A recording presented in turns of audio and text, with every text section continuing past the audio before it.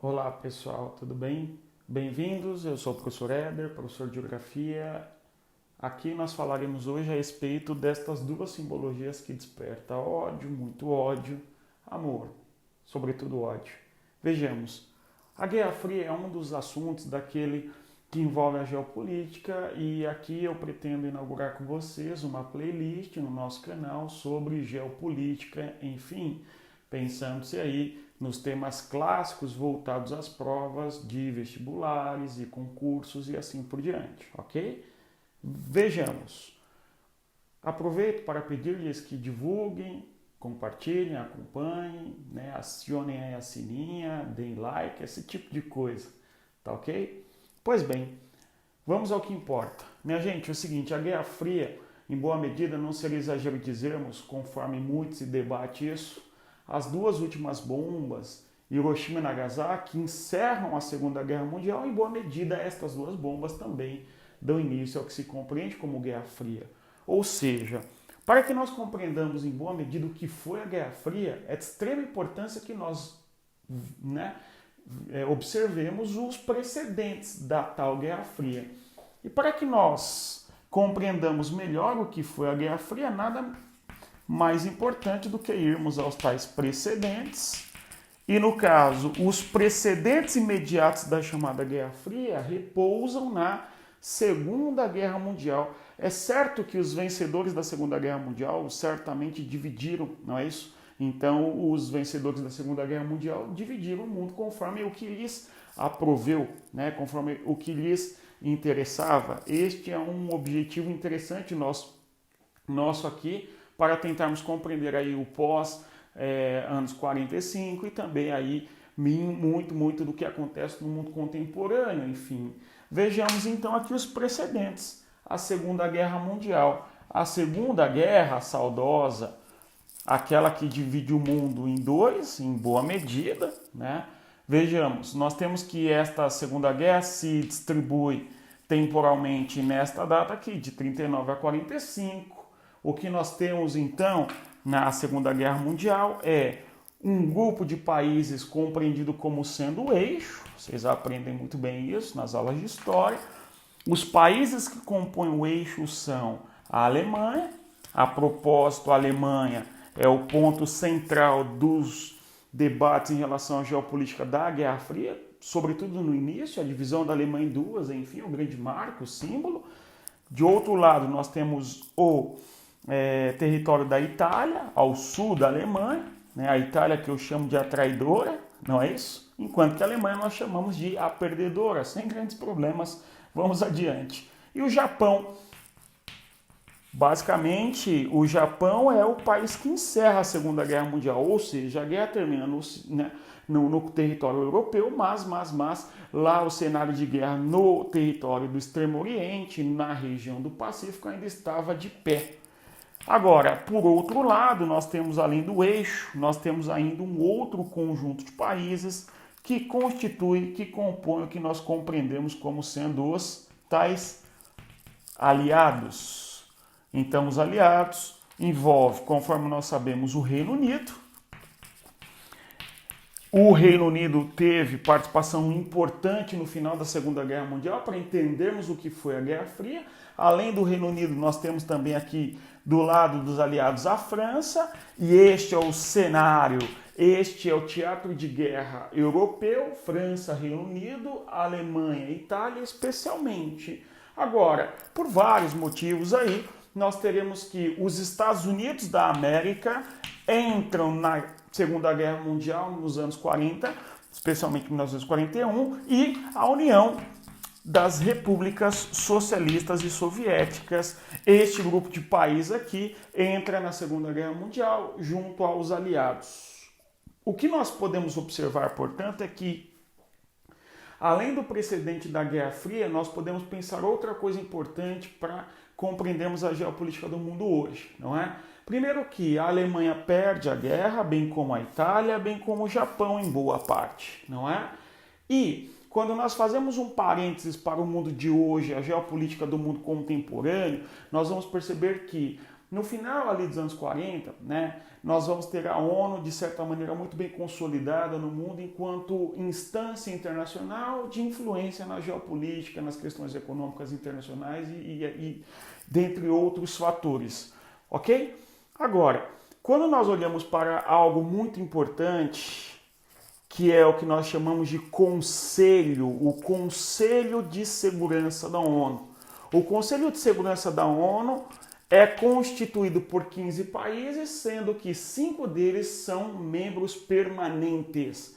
Os membros permanentes do Conselho de Segurança da ONU, em boa parte, são países que venceram a Segunda Guerra Mundial. Muito se discute, não, mas o Japão teve a segunda maior economia do mundo até o ano de 2011 e desde então foi passado pela China e tal. O Japão não pertence ao Conselho de Segurança da ONU como membro permanente? Não. Até porque quem perde guerra não manda em nada, não é?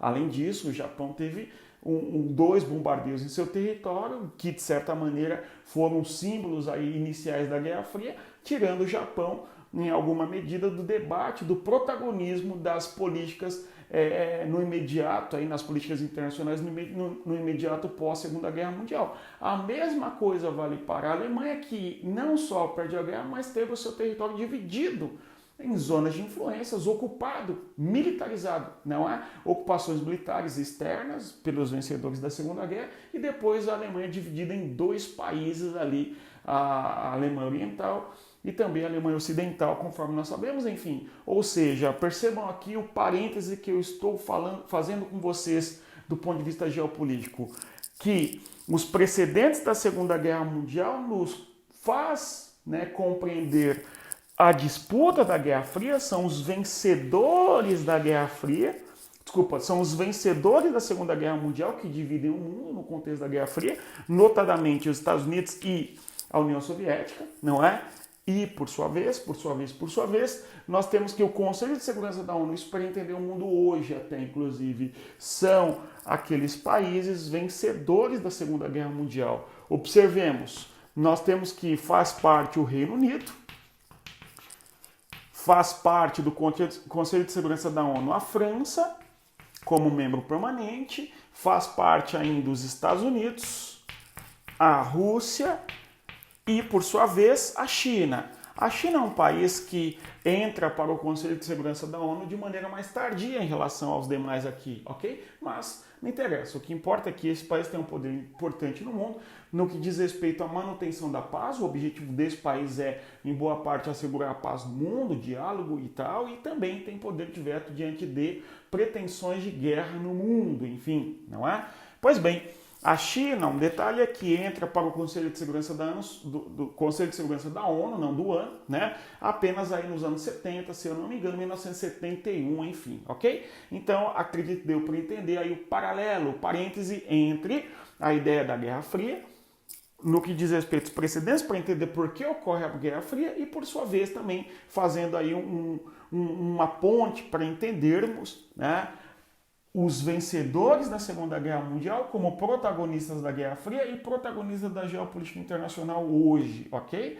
Os países não permanentes do Conselho de Segurança da ONU são chamados rotativos e estes países são 10 e, quando eleitos aí na Assembleia Geral da ONU, ficam durante 2 anos como sendo membros não permanentes. Porém, o voto do Brasil ou do Japão, que pertenceu bastante aqui ao Conselho de Segurança como membro não permanente, não é um voto de veto, ou seja, a propositura de uma resolução de guerra em algum território por parte de qualquer país, se o Brasil vota não, enquanto participante do Conselho de Segurança da ONU como membro rotativo, não pesa tanto, não tem tanta relevância quanto que, por sua vez, o Reino Unido ou os Estados Unidos ou a China votam, né? No caso aí, isto denota um problema da chamada política internacional contemporânea. Existe inclusive o que se chama de G4, onde a Alemanha, o Brasil, o Japão e a Índia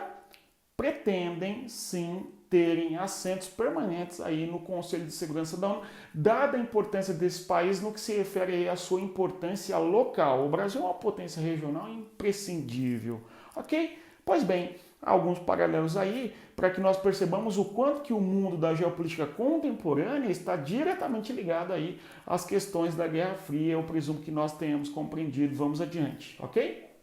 Pois bem, então o precedente da Guerra Fria, Segunda Guerra Mundial. Vamos a outros desdobramentos da Segunda Guerra Mundial para que nós percebamos o quanto isso ressoa na política contemporânea e internacional, ok? Adiante. Seguinte, pessoal, quando nós pensamos no final da Segunda Guerra Mundial, existem as importantes conferências, não é? Nós temos as conferências, uma delas importante já acontece em 1973, né? Esta conferência de 73 ocorre no Irã, especialmente na capital do Irã, é a chamada Conferência de Teherã em 1943, né? 1943, desculpem aí, enfim, voltemos. No caso, as conferências imediatas para entendermos a Guerra Fria são as conferências de Potsdam e também a conferência de Yalta. Claro, a conferência aí que eu mencionei há pouco, em 43, a chamada Conferência de Teherã, de certa maneira traçou quais seriam aí as ações que os aliados tomariam. Então, as conferências do contexto do final da Segunda Guerra Mundial são debates na política internacional que são feitos pelos tais aliados, notadamente o Reino Unido. A figura importante do Reino Unido é um indivíduo chamado Winston Churchill. Este homem tinha uma visão muito contrária à União Soviética, mas o Reino Unido, naquele contexto do final da Segunda Guerra Mundial, não tinha um peso para sozinho tentar minimizar a influência que a União Soviética vai projetar na Europa no pós-Segunda Guerra, ok? No caso, o outro grande são os Estados Unidos, na figura do Roosevelt, presidente americano, no contexto aí Roosevelt, ok? Roosevelt. No contexto da Segunda Guerra Mundial, o outro grande é o bigode grosso, não é isso? Do tal Joseph Stalin, ok? Estes caras aqui vão fazer as conferências que, de certa maneira, vai dividir o mundo em zonas de influência, enfim. É claro que essa primeira conferência, que tem uma importância gigantesca, é chamada Conferência de Yalta. A Conferência de Yalta, esta que ocorre no mês de fevereiro de 1945, ok? Sem cometermos aí imprecisões históricas, quando estamos diante da Conferência de Potsdam, esta conferência aqui ocorre no mês de julho de 45. No mês de julho de 45, nós temos que o presidente dos Estados Unidos não era mais Roosevelt, era o vice-presidente do Roosevelt, até porque Roosevelt acabou morrendo no contexto ali entre a Conferência de Yalta e a Conferência de Potsdam, ok? No caso ali, o presidente dos Estados Unidos era o vice, que será eventualmente eleito presidente depois. Inclusive tem uma presença marcante no contexto do pós-Segunda Guerra Mundial, que é o tal do Truman, ok? Então, o presidente americano, no contexto aqui da Conferência de Potsdam, não era mais Roosevelt, mas era outro presidente, que é o tal do Henry Truman, enfim, ok? De qualquer maneira, os aliados aqui, representados na primeira conferência, representados por Churchill, Roosevelt e Stalin. Estes aqui são importantes homens da política internacional, eles traçaram o mapa do mundo em boa medida e, por sua vez, esta conferência, a Conferência de Yalta, é compreendida como sendo a conferência dos três grandes e não é por acaso. Vamos aqui, então, à compreensão do que foi a Conferência de Yalta, ok? Então, vejamos, Yalta. Esta cidade importante fica na Crimeia, até então território da União Soviética. Depois a Crimeia, a partir de 61, se eu não me engano, né, ou nos anos 60, Crimeia, que é uma península importante, passa a pertencer à Ucrânia e, por sua vez, no ano de 2014, a Rússia ocupa militarmente ou invade militarmente, pouco importa, né? Escolha aí o modo como você observa o mundo, enfim. Nós temos uma intervenção militar, uma ocupação militar, uma invasão militar que seja da Rússia na Ucrânia e a anexação, a tomada da Crimeia por parte da Rússia através de um plebiscito questionável, etc., segundo alguns, enfim. De qualquer maneira, Yalta, cidade importante na beira do Mar Negro, importante para a Rússia, enfim. Né? Conforme disse, a Conferência de Yalta, repita-se, ocorre no mês de fevereiro de 1945. Resulta dessa conferência o que se compreende como sendo cortina de ferro. E aqui nós temos uma das mais importantes expressões, um dos mais importantes conceitos da chamada Guerra Fria. Cortina de ferro. A cortina de ferro traça um limite entre a zona de influência da Rússia, notadamente União Soviética, e os Estados Unidos. Ok? Então a cortina de ferro é uma divisão da Europa Oriental, melhor dizendo, na fronteira e no limite da Alemanha, uma vez que a Alemanha é o país central da chamada Guerra Fria e também da Segunda Guerra Mundial. Observemos aqui a Alemanha e, eventualmente, a leste da Alemanha nós temos os territórios da Polônia, nós temos o território da Tchecoslováquia, hoje dois países, República Tcheca, enfim. Nós temos o território da Polônia, Tchecoslováquia, da Hungria. Além da Hungria, nós temos os territórios aqui da Romênia, o território da Albânia. Estes países, no limite aqui entre a Europa Ocidental e Oriental, vão perfazer o que se compreende como cortina de ferro. Quem deu nome a esta zona de influência da União Soviética foi justamente Winston Churchill, né? Então, este homem que tinha uma perspectiva anti-soviética muito forte, diz coisas parecidas com isso. Atrás da Alemanha, ou no caso aí no leste europeu, nas principais capitais, desenha-se uma cortina de ferro que se estende desde o Mar Báltico, que é o mar aqui ao norte da Europa, até o Mar Adriático, que é o mar no nordeste da Itália, enfim. Então nós temos a divisão da Europa em duas e aqui a configuração do que se compreende como sendo cortina de ferro, uma vez que a União das Repúblicas Socialistas e Soviéticas vão expandir a sua zona de influência para esta região no final da Segunda Guerra Mundial e vão aí se localizar até a queda do Muro de Berlim em boa medida como país, ou melhor, né, como instância de poder importante a União Soviética, até porque não é um país apenas, é um conjunto de repúblicas, enfim. Ok? Muito bom. Então aqui a cortina de ferro nada mais é do que uma divisão da Europa no final da Segunda Guerra Mundial, proposta pela Rússia, até porque a Rússia avança com o Exército Vermelho que vai conquistando as principais capitais desse país até que a Rússia vai chegar na Alemanha, certo? Inclusive fala-se bastante que o Exército Vermelho é quem chegou a Berlim primeiro do que eventualmente o Exército Americano, que por sua vez vai avançar desde a França, região da Normandia, desde a Itália, em direção aí ao território da Alemanha, a fim de dividir a Alemanha, a Europa, nas zonas de influências. Então percebam que a Conferência de Yalta, apesar de estar no contexto da Segunda Guerra Mundial, já vai desenhando o que vai ser a Guerra Fria. O que seria, então, esse desenho aqui projetado para a Guerra Fria? A divisão do mundo entre duas potências que vão se pretender hegemônicas e, em alguma medida, disputando entre si para serem homogêneas no planeta, influenciando aqui, acolá, enfim. Ok?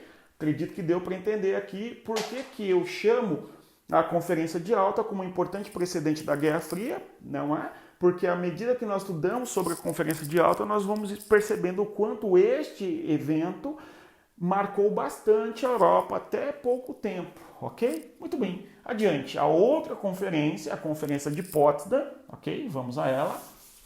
A Conferência de Potsdam tem na Alemanha o epicentro, ok? A Conferência de Potsdam tem na Alemanha o epicentro.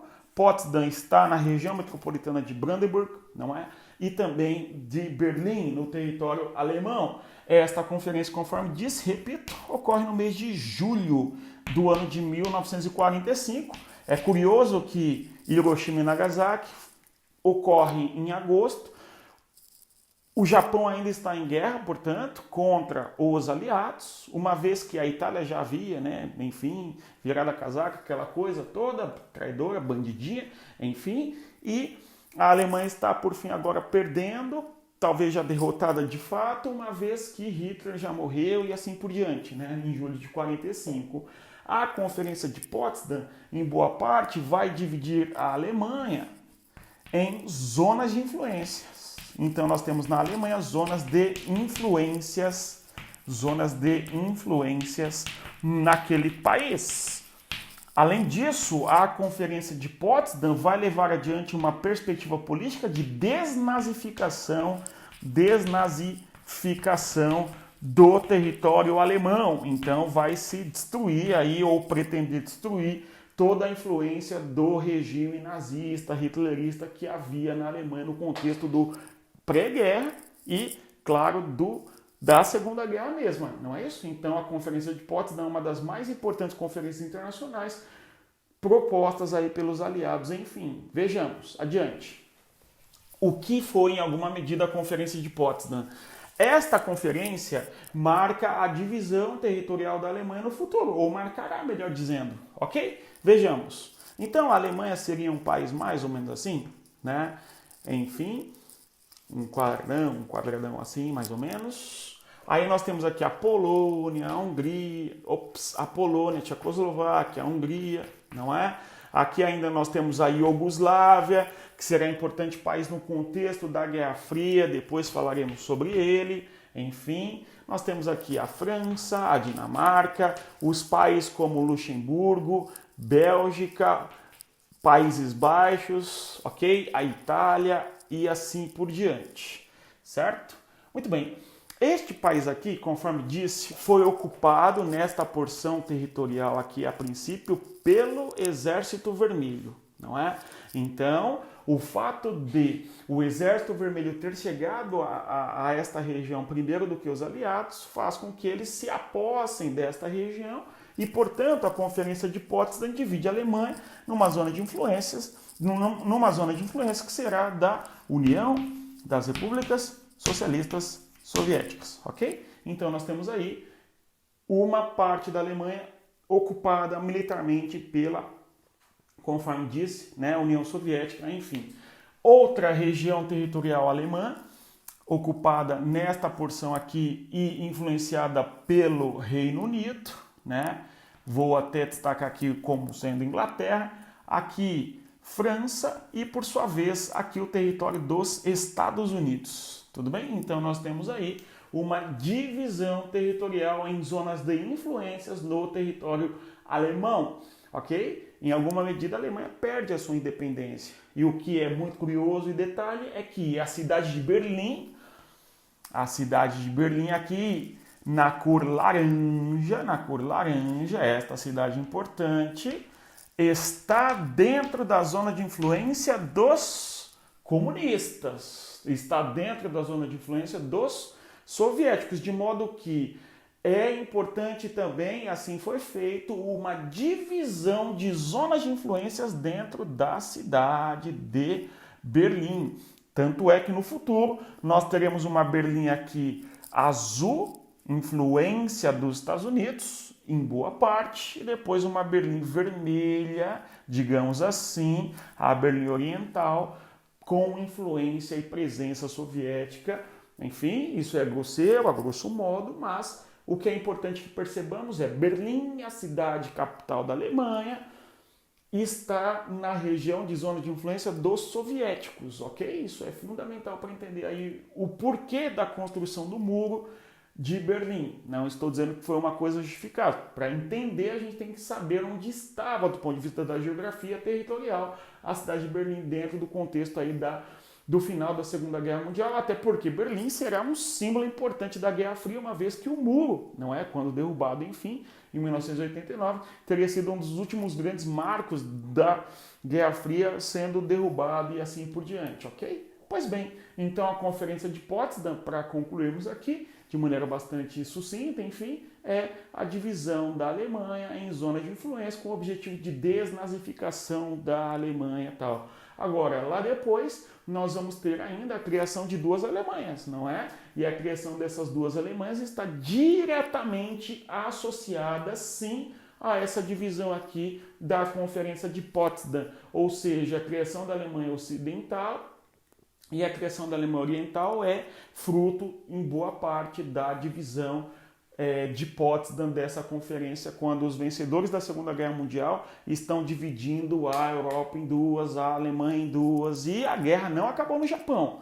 As bombas em Hiroshima e Nagasaki, conforme eu comecei a nossa aula dizendo, foi lá no mês de agosto. Então a guerra termina na Europa, mas ela não terminou e não estava definida de fato ainda na região do Japão. Fala-se muito que Hiroshima e Nagasaki foram usados ali os artefatos nucleares a fim de mostrar força por parte dos Estados Unidos em relação à União Soviética, enfim, e entraríamos aí a partir de então, ou como diria o causístico, né, doravante, entraríamos no que se compreende como contenda e disputa armamentista, a chamada importante guerra nuclear. É uma guerra simbólica, é claro, não houve uma guerra nuclear, mas houve uma demonstração de força pelos Estados Unidos. Nós vamos ter o que se compreende como corrida armamentista, melhor dizendo, presumo que nós compreendemos aqui o que eu estou dizendo, ok? Então, vejamos, recapitulemos. A nossa aula de Guerra Fria, então, nos trouxe aqui uma análise dos precedentes da Guerra Fria, que é envolta de disputa territorial, diplomática, econômica e ideológica entre os Estados Unidos e a União Soviética, o capitalismo e o socialismo, não é? Uma série de conceitos ainda abordaremos aqui neste conteúdo. O meu objetivo era olharmos o precedente, a Segunda Guerra, o final da Segunda Guerra e alguns conceitos fundamentais e caros para a compreensão da Guerra Fria. Isso daqui é uma aula introdutória, aula 1, haverá 2, 3, enfim, outras aulas sobre este tema. Então, falamos aí sobre o muro de Berlim, não falamos sobre ele, né? Mas de certa maneira tentamos compreender onde está Berlim e falaremos disso depois, detalhando um pouco a cidade. Pois bem, então nós falamos aqui sobre as duas conferências, a conferência notadamente de, como chama mesmo? Acabei de escrever, a conferência de Potsdam, claro, dividindo a Alemanha em zona de influência, e a conferência de Yalta, dividindo a Europa em zona de influência, enfim, ok? Então, espero que tenhamos compreendido aí o início do que se compreende como Guerra Fria. Nos próximos vídeos continuaremos este assunto, falando da Guerra da Coreia, da guerra eventualmente no Vietnã e assim, etc. Ok? Pois bem, é uma série que se inaugura, conforme eu disse, de assuntos envolvendo geopolítica, e o contexto da Guerra Fria é fundamental para que nós compreendamos tudo o que vem depois, ok? O que ocorre hoje, por exemplo, no Oriente Médio, o que ocorre hoje no que diz respeito à expansão e zona de influência da União Europeia no leste europeu, em boa parte, isso reverbera aí ao que foi a Guerra Fria e a disputa envolvendo essas duas grandes potências de até então, ok? No mais é isso. Espero que nós tenhamos compreendido um pouco o objetivo aqui. Não deixem de assistir os outros vídeos, né, que nós faremos, e assista aí os demais vídeos que nós já fizemos sobre água e tal. E aí os próximos vídeos agora de geopolítica, tentando fechar um bloco só de aula de geopolítica e Guerra Fria aqui no nosso canal, tá ok? Então é isso, muito obrigado, respeitem a geografia e até mais. Tchau, pessoal!